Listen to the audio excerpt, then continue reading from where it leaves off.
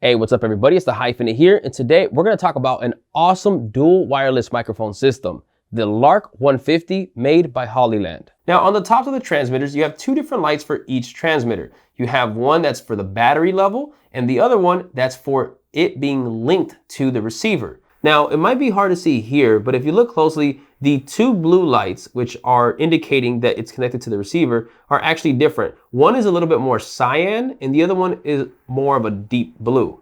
Now, if you look at the receiver, you'll see that the two different colors are at the top of each knob, allowing you to be able to adjust the gain knob for the transmitter that you want, either the cyan or the deep blue. Now, these are the gain knobs for each transmitter that can be adjusted from negative 10 dB to plus 10 dB. And if you press the button in once, it'll mute that transmitter. Now, again, like I said earlier, this receiver does have three modes. You have mono mode, which puts the input from each transmitter to both the left and right channels. So with one transmitter on, you'll get the same audio on the left and the right channels. Now, if you have both transmitters on in mono mode, both of them will each go to the left and right channels.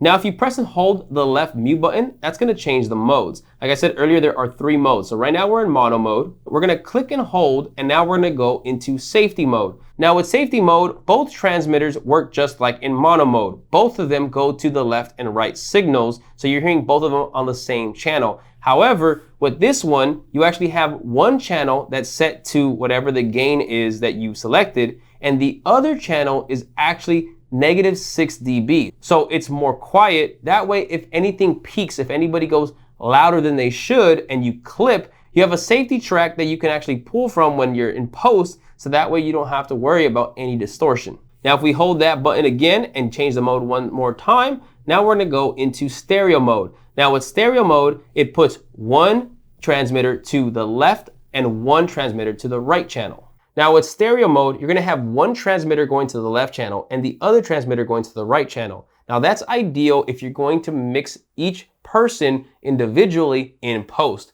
Now you're not gonna wanna output one person's voice on the left channel and one on the right channel. You're gonna end up wanting to turn those two into mono tracks so that way they both go left and right in post, but this allows you to be able to mix and adjust anything for each individual person, so that way you can mix them individually if case one's louder, one's lower, etc. Now you're able to have more flexibility. Personally, whenever I'm doing any professional work, I always record in the stereo mode. Now, when you hold the right mute button, when you're in stereo mode, it's actually gonna swap the positions of the transmitter on the channels. So for example, right now, this transmitter is correlating to this channel, which is the left.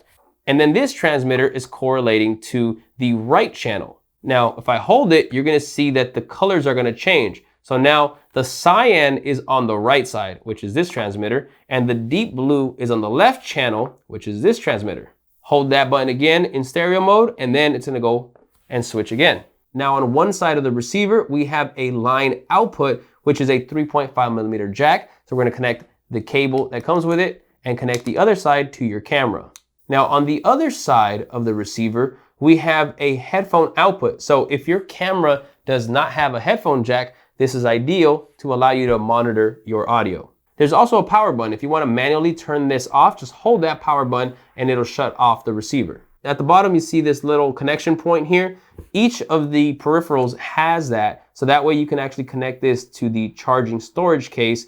And this is what allows the peripherals to charge within the charging case.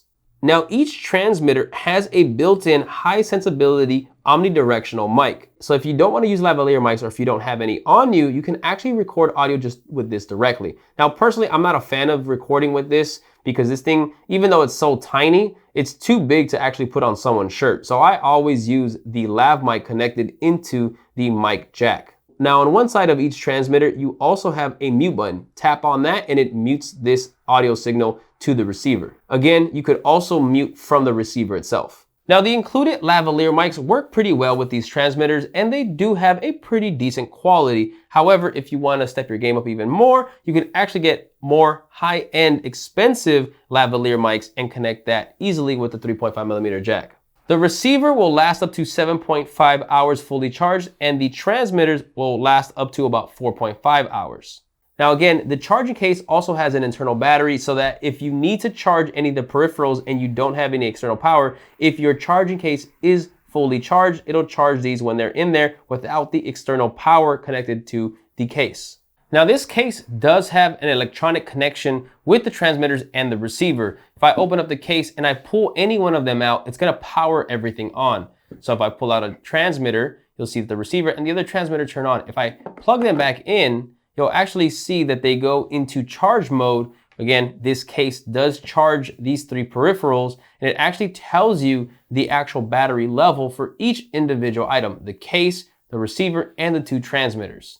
Now, after about 30 seconds, if everything is plugged in here, it'll actually turn off and now the lights will go out. Now here you see a green light letting you know that everything is fully charged. If they were not charged, it would actually be yellow and the case would actually charge the items that need to be charged.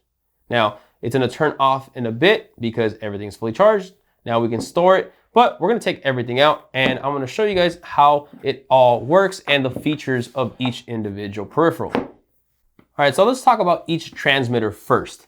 These transmitters are so tiny, they're awesome. The clip can easily be put on a belt, but also is fit to actually go straight into a cold shoe on your camera. So you can easily mount it on without any additional accessories. If you guys are interested in getting the Lark 150, I do have links in the description where you can purchase it from either B&H Photo or Amazon. It doesn't change the price that you get it at, but it does help this channel.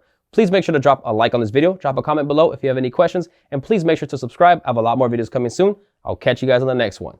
Peace.